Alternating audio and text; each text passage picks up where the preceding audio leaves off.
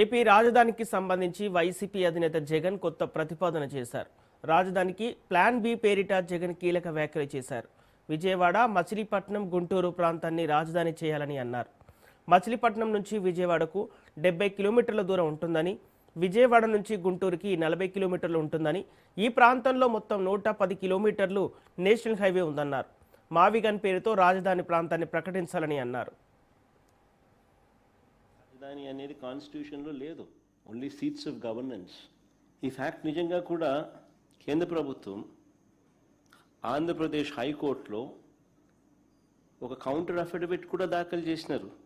ఈ మేరకు రాజధాని విషయంలో కేంద్ర ప్రభుత్వానికి ఎలాంటి పాత్ర లేదు అని కూడా ఆ అఫిడవిట్లో వాళ్ళు పేర్కొన్నారు. మన కళ్ళ ఎదుటే 2000 సంవత్సరంలో కేంద్రం కొత్తగా 2000 సంవత్సరంలో ఉత్తరాఖండ్, జార్ఖండ్, ఛత్తీస్గఢ్ రాష్ట్రాలను కేంద్రము తీసుకొచ్చింది. ఆ రాష్ట్రాలకు రాజధానులు ఎలా వచ్చాయి? కేంద్రం ఏదైనా డిసైడ్ చేసిందా? కేంద్రం నిర్ణయించలేదే. ఆయా రాష్ట్రాలు వాళ్ళు నిర్ణయించుకున్నారు. నిజంగా చంద్రబాబు నాయుడు గారి వంటి వ్యక్తి రాష్ట్ర ముఖ్యమంత్రిగా ఉండడం నిజంగా ఆంధ్ర రాష్ట్ర ప్రజలు చేసుకున్న దురదృష్టం. ఎందుకంటే ఈ మనిషికి చిత్తశుద్ధి లేదు, ఈ మనిషికి నిజాయితీ అంతకన్నా లేదు. పరిపాలన అంటే చంద్రబాబు నాయుడు గారి దృష్టిలో అది కేవలం దోపిడీ చేయడానికి, అవినీతిని చేయడానికి మాత్రమే తన దృష్టిలో పరిపాలన అంటే.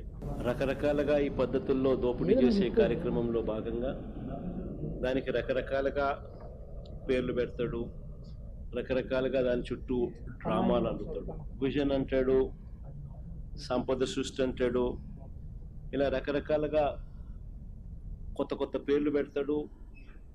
పేర్లు పెట్టి టాపిక్లు డైవర్ట్ చేస్తూ, స్కాములు చేస్తూ దోచేసే ప్రయత్నాలు చేస్తారు. అమరావతి అనేది తన పెట్ ప్రాజెక్ట్ అంటూ తాను నినాదమిస్తూ తాను ఇంతవరకు కట్టింది ఎంత? నిజంగా సెల్ఫ్ ఫైనాన్స్ ప్రాజెక్ట్ అయ్యిందా? ఇది ఏ దేశం పోతే ఆ దేశం బొమ్మలు ఈయన చూపిస్తాడు. చూపించి అదిగో ఇదే అమరావతి అని అంటాడు. ఎంతవరకు వచ్చిందని అడుగుతా ఉన్నా. ఆ దేశాలు ఇక్కడ ఏమైనా కనపడుతున్నాయా? కనీసం భూములు ఇచ్చిన రైతులకు చెప్పిన హామీలైనా నెరవేర్చాడా ఈ పెద్ద మనిషి?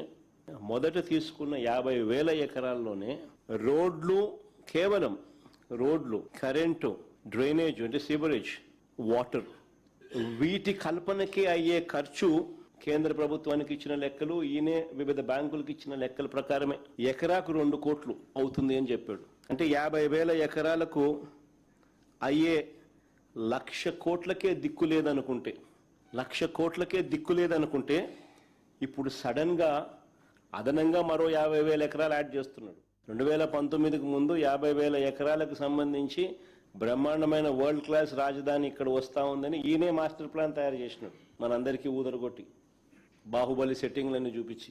మరి 2019కు ముందు ఈయనే స్వయంగా చేసిన మాస్టర్ ప్లాన్ను సడన్గా ఈయనే ఎందుకు మారుస్తున్నాడు? మున్సిపాలిటీగా మిగిలిపోతుందని చెప్పి ఎందుకు అంటున్నాడు? ఆ మాట అని ఇంకొక 50,000 ఎకరాలు కావాలంటున్నాడు. మరి ఇంతకుముందు 50,000 ఎకరాలతోనే వరల్డ్ క్లాస్ సిటీ అని చెప్పిన వ్యక్తి ఈరోజు ఏమంటున్నాడు? ఆ 50,000 ఎకరాలే అంటే ఇది మున్సిపాలిటీగానే మిగిలిపోతుంది, అందుకని ఇంకొక 50,000 ఎకరాలు కావాలంటున్నాడు. కాస్ట్ పర్ ఎస్ఎఫ్టీ, అడుక్కు అయ్యే ఖర్చు ఏకంగా 11,000 నుంచి 14,000 అవుతా ఉంది. కాస్ట్ పర్ ఎస్ఎఫ్టీ ఎక్కడా చూడని విధంగా, ఎక్కడా లేని విధంగా అడుక్కయ్యే ఖర్చు 11,000 నుంచి 14,000 దాకా ఎందుకు అవుతా ఉంది?